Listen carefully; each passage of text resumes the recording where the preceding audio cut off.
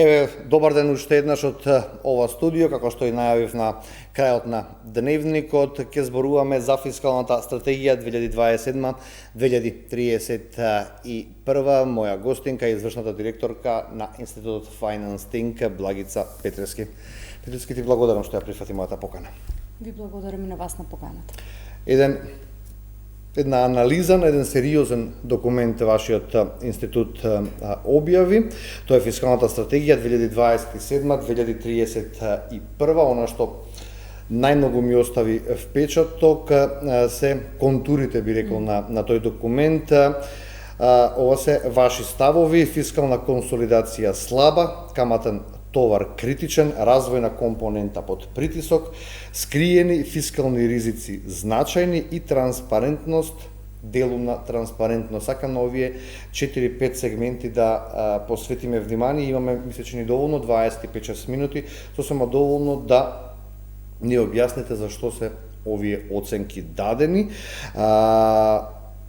Зошто слаба фискална консолидација? Така, најпрво да објаснам дека фискалната стратегија е еден од клучните документи во фискалната политика и таа ги дава контурите на како ќе се одвива фискалната политика, односно вкупната фискална одржливост во текот на следните 3 години. Дава таква една проекција. И освен овие контури кои ги даваме на овој документ, сепак сметам дека треба една пофална страна на фискалната стратегија е дека сепак како документ истиот е квалитетен, меѓутоа внатре постојат одредени структурни слабости од аспект на вкупната намера. Во однос на вашето прашање зошто слаба фискална консолидација, затоа што трета година поред веќе ние имаме одложување на она фискално правило, што значи буџетскиот дефицит да биде 3% пониско од бруто домашниот производ. 3% од бруто домашен производ, тоа е фискално правило кое што е согласно со закон за буџети. Меѓутоа, 3 последователни фискални стратегии или ревизии ова фискално правило го одложуваат. Сега веќе истото е одложено за од 2028 година истото како такво да важи. Сега, доколку понатаму навлеземе на причините, зошто ваквото фискално правило се одлага, зошто фискалната консолидација се одлага, тука треба да направиме разграничување помеѓу два аспекти. Првиот аспект е оној што е структурен, вториот аспект е оној кој што е политички. Во делот на структурниот, тука би го поврзала и надворешниот дел, еден од објективните аспекти се дека секојаш владата ќе каже дека ние го одложуваме фискалното правило или фискалната консолидација ја одложуваме заради некои надворешни влијанија. Дали тоа било пандемија, енергетска криза, неизвестности, геополитички шокови, и сето тоа се легитимни објаснувања. Меѓутоа, кога трет пат поред ваквото фискално правило се одложува, тоа значи дека не представува одлагањето на фискалната консолидација не е исклучок, туку станува да биде форма и образец на шема по која што се функционира, и тоа станува проблематично за сериозната намера за фискална консолидација во текот на следните 3 години. Сега тука има одредени структурни ограничувања зошто фискалната консолидација е бавна и не може да ја постигнеме согласно она правило кое што претходно го споменав. Зошто е бавна? Затоа што ако го погледнеме македонскиот буџет, ќе забележиме дека буџетот е заробен во некоја инерција на расходи. Што значи тоа? Тоа значи дека вие на расходната страна имате на некој начин фиксни трошоци. Ги имате платите, ги имате пензиите, ги имате исто така оние социјални трансфери на доместоци кои што прво ви се фиксени од аспект на износ кој што треба и обврска која што сте ја презеле, меѓутоа исто така ти имаат вградени автоматски стабилизатори каде што во услови на инфлација тие автоматски се зголемуваат заради порамнување и задржување на тој животен стандард, што значи дека таа ви е фиксна компонента. Понатаму ги имате каматните стапки, обврските по каматни стапки за сите минати јавни долгови, кои што во никој случај не може да бидат одложени, и имате на приходната страна на некој начин тромава и тешко прилагодлива приходна страна која што се соочува со сериозни предизвици на висока неформална економија, бавни процеси, понатаму недоволна волја за да се зголемат даночните стапки и маневарскиот простор кој што на владата останува за намалување на фискалната консолидација, намалување на дефицитот е исклучително мал. И од тука и при мали шокови кои што настануваат, многу лесно таквиот шок представува објаснување и оправдание зошто ние ја должиме. Меѓутоа, на втората страна се политичката волја. Затоа што кога имате ваква структурна и капацитетност, би рекол. Не е само волјата. Ова го објаснивте убаво, професорски да кажам, од што зависи, кои би биле ризиците, меѓутоа колку имаме и капацитет и волја да го сработиме ова што треба. Точно и двата фактори, меѓутоа кај политичката волја сметам дека посилна. Зошто? Затоа што кога ја имате ваквата ситуација, вие треба да направите болни резови или ќе направите болни реформи на страната на расходите и на страната на приходите, или ќе продолжиме на ваков начин. Затоа што од аспект на капацитет, да, потребни се капацитети дефинитивно во рамки на институциите, и аналитички капацитети, и капацитети да ги проценат ризиците, и капацитети да се мониторираат, и капацитети да се имплементираат некои сериозни програми, меѓутоа дури и најсовршените системи кои што постојат со највисоки капацитети, ако состојбата е акутна и структурна, а нема политичка волја, во тој случај вие немате механизам и не го имплементирате. Нема кој да го стисне копчето да проработи тоа. Но ниедна од овие реформи која што ја зборувам дека е болна, не е популарна, особено не пред избори, затоа што од друга страна и предолго време и гласачкото тело е навикнато дека не сме да има непопуларни мерки, не сме да има непопуларни политики. Јас за структурниот проблем на буџетот сум дискутирала многу долго, исто како Finance Think и самата јас, и сметам дека нашето општество, доколку сакаме навистина да застанеме на здрави нозе, не треба да бегаме од таквите болни реформи. Што конкретно значи терминот структурно влошување на примарниот дефицит? Ова го забележав во вашиот извештај, во вашата анализа. Одлична забелешка, затоа што на примарниот дефицит некако излегува од видик кога го дискутираме. Во принцип се фокусираме на буџетскиот дефицит, но некој што го дискутираме дека треба да биде 3%, меѓутоа примарниот дефицит излегува од радарот и на дискусијата во јавност, меѓутоа и не се посветува доволно внимание дури ни во самите документи. Што се крие позади него? Да, пластично објаснето што значи примарниот дефицит за граѓаните. Тоа е, замислете дека вие на ниво на домаќинство имате кредит, каде што каматите кои што ги плаќате по основ на тој кредит ви се голема ставка од вашите вкупни расходи. Сега, ако ги одземеме вкупните приходи и вкупните расходи кои што ги имате, не земајќи ги предвид каматите, тоа значи дека вие треба да бидете во баланс. Значи, оние вкупни приходи кои ги имате треба да ви бидат доволни за да ги покриете расходите без камата. Тоа е примарниот дефицит. Примарниот дефицит вели колку средства нас ќе ни останат во буџет, односно какво е нашето салдо во буџет, не земајќи ги предвид каматите. А тука имаме веќе стиснување на просторот. Апсолутно, и кога ќе го изолираме ефектот на камати, веќе онаа теза дека дефицитот се зголемува заради претходните и минати одлуки на задолжување веќе не важи. Тоа е веќе само примарна одлука на тековната влада, во која мера може со тековните приходи да ги измири тековните расходи. И тука веќе забележуваме дека овај примарен дефицит има зголемување за 0,5% поени од минатата фискална стратегија до тековната, што значи дека јазот помеѓу приходите и расходите се продлабочува, односно ние веќе трошиме повеќе од она што можеме да го имаме, игнорирајќи ги каматните стапки.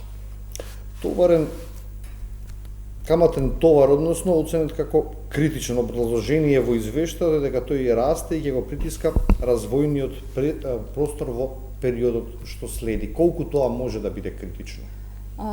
Дефинитивно каматниот товар е ставка која што не е минорна. Ако пред 8-10 години тоа бил товар во вкупниот буџет и вкупните расходи кој што можела да биде поднесена, сега веќе тоа станува товар кој што значи околу 5-6% од вкупните расходи ние ги издвојуваме само за камати.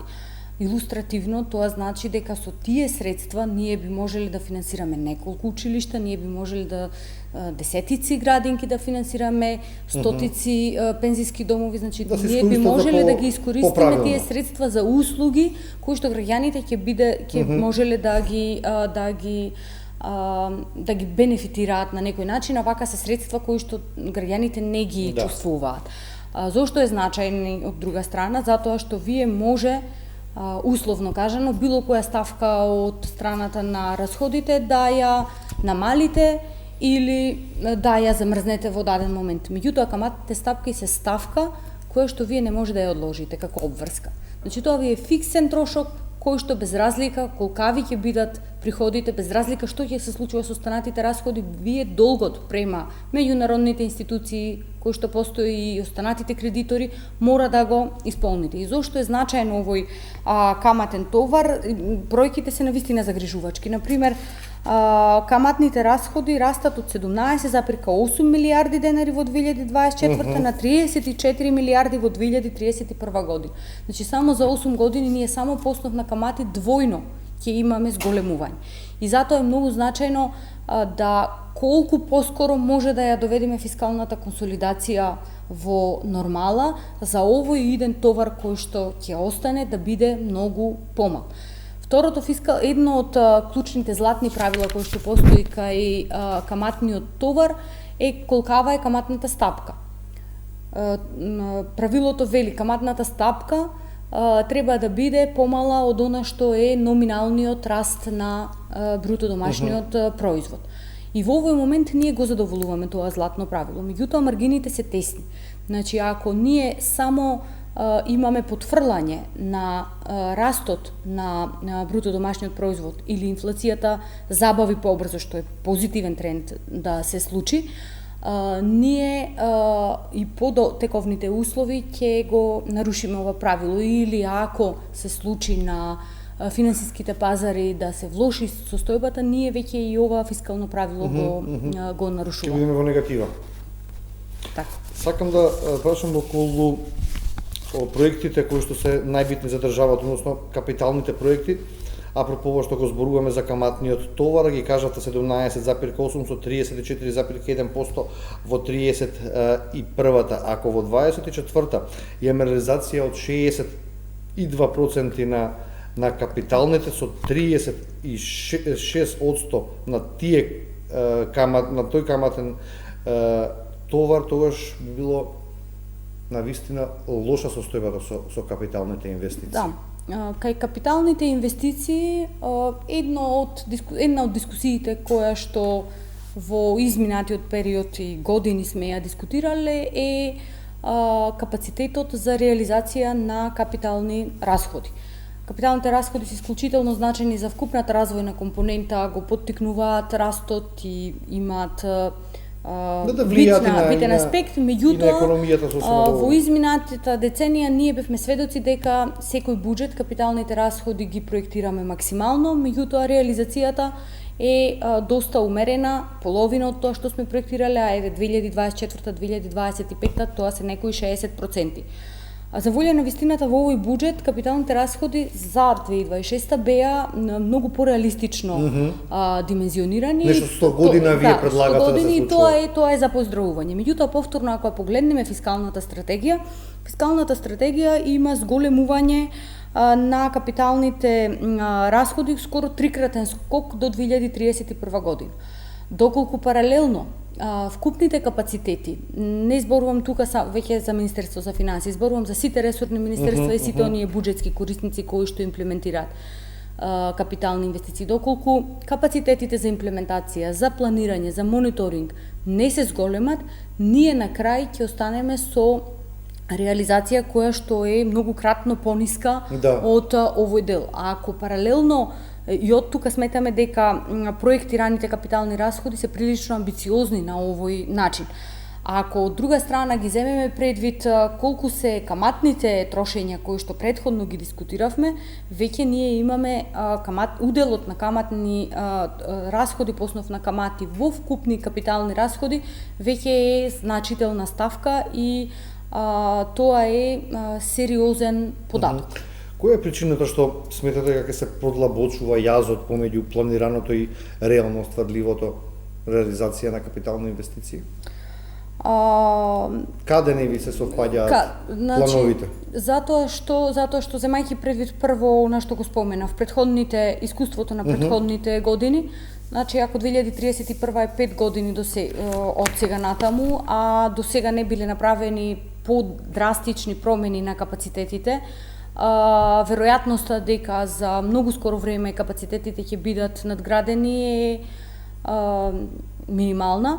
Вториот аспект дека системот за управување со јавни финансии, кој што треба да ги координира, приоритизира инфраструктурните проекти, се уште не е целосно функционален. Тоа е еден проект кој што дава надеж, меѓутоа истиот се уште не е функционален, а забележуваме дека тоа е оперативен дел и тоа се некои два клучни аспекти кои што ни даваат можност да ја оцениме ваквата проекција на капитални расходи како оптимистична во овој момент. Колку во однос на структурата на расходите, каде што доминираат социјалните трансфери, а реформите назадуваат или тапкаат во место, таков вид на функционирање на држава е на долг рок одржлив?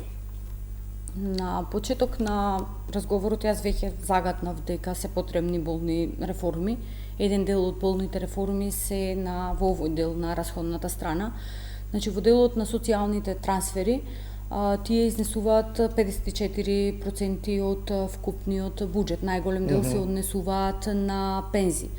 Ако на тоа ги додадеме и оние ставки кои што се однесуваат на плати за јавната администрација и каматните стапки, така што скоро целиот буџет нас ни се претвора во фиксна компонента без можност за маневар.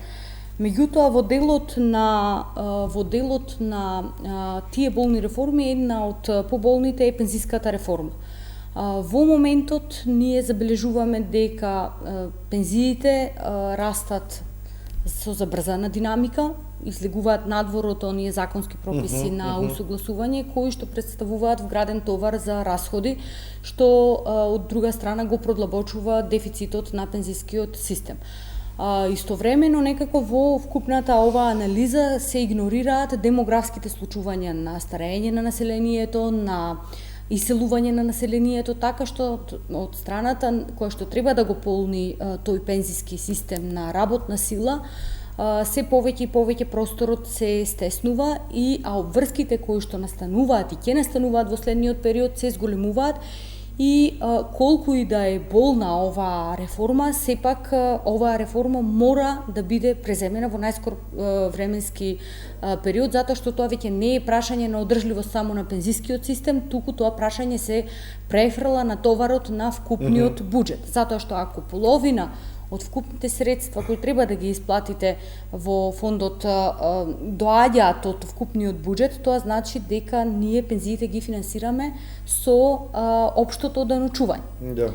Што дополнително го ограничува овој простор и тоа е можеби најсериозната ставка од која што буџетот може да започне со консолидација и кратење. Една од темите кои што ги работевме денеска во вестите беше токму и демографијата, токму и пазарот на труд. Имаме над 90.000 невработени граѓани во Македонија, а денеска имаме 10.000 слободни работни места.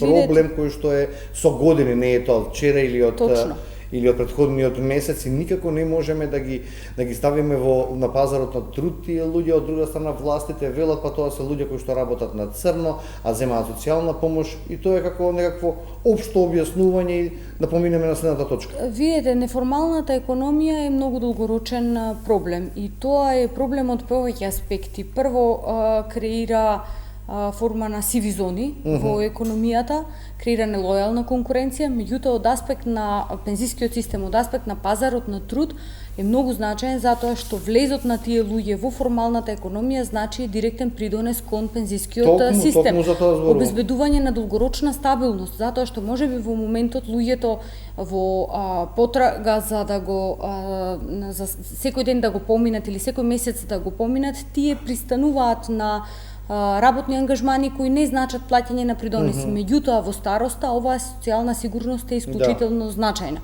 Вториот скриен пункт каде што може да се посегне за полнење на пензискиот систем е активација на жените на пазарот на труд, меѓутоа тоа не излегува во моментот на тема и нема да ја дискутирам, но апсолутно справувањето со неформалната економија е една од клучните точки која што беше и цели на влада. Нажалост, фактура е еден од клучните механизми, но се уште истиот не е функционален, па од тука останува да видиме во следниот период како тоа ќе функционира. Како значајни или скриени фискални ризици ги имате и потенцирано кај јавните предпријатија и ефектите во сосудските спорови. Што треба да значи оваа поточка? Така, јавните предпријатија функционираат на начин каде што иако не се рефлектираат директно во буџетскиот дефицит, сепак владата дава одредени гаранции за нивните задолжувања. Доколку тие предпријатија се задолжуваат, сакаат да инвестираат. Така што тие се класична форма на вонбуџетски дополнителни расходи. Сега, 9 од 14 вкупни јавни предпријатија во моментот работат со загуба. Тоа значи дека во потенцијално најлошо сценарио владата е таа која овие загуби треба да ги како што се случувало и претходно. Или на пример доколку одредени гаранции паднат, тоа е товар повторно на вкупниот буџет. Една од измените која што постои во последните законски измени е дека финансирањето на коридорите 8 и 10 се префрла во делот на јавното предпријатие за државни патишта, каде што и во моментот концентрацијата по основ на гаранции е најголема. 60% од вкупните гаранции се само по основ на тоа предпријатие, што значи дека вие прилично ги засилувате и оние фискални ризици кои постојат. Фискалната стратегија ги нотира овие фискални ризици како постоечки и тоа е позитивно, меѓутоа во моментот она што недостасува е јасен механизам како ќе се постапи по однос на справување со овие фискални ризици, кој е механизмот за во иднина овие загуби да се намалат или на каков начин фискалните ризици ќе се минимизираат од материјализација, на пример, на овие загуби да паднат на товар на вкупниот буџет.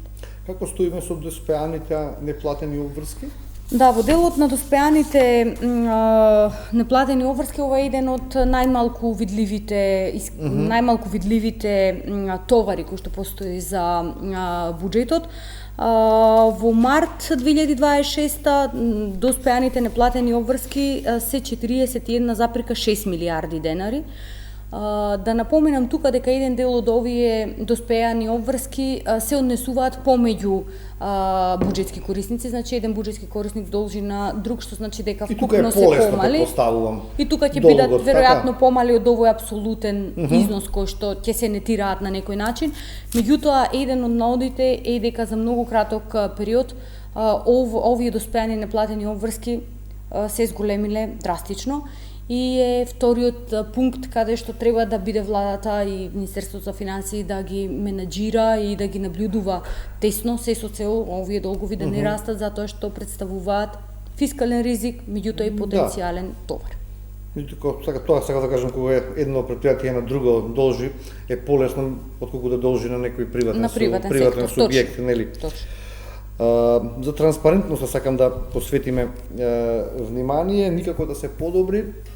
Веќе имаме и неколку години Министерство кое што треба да направи добро владење, а транспарентноста би требало да биде прва во тоа добро владење. Видете, од аспект на транспарентноста може да се анализира од неколку аспекти. Првото ниво на транспарентност е објавување на јавни податоци, објавување на документи И од тој аспект не сметам јас дека транспарентноста ни е лоша.